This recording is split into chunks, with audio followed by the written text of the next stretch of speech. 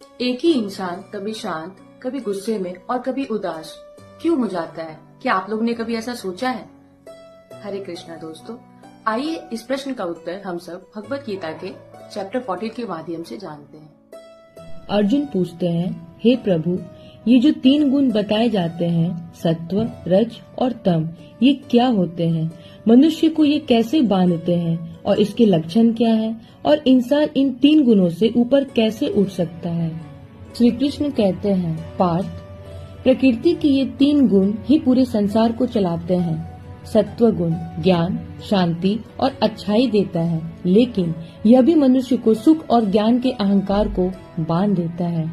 रज गुण इच्छा, कर्म और लालसा पैदा करता है, यह मनुष्य को कर्म फल की चाह में बांधता है।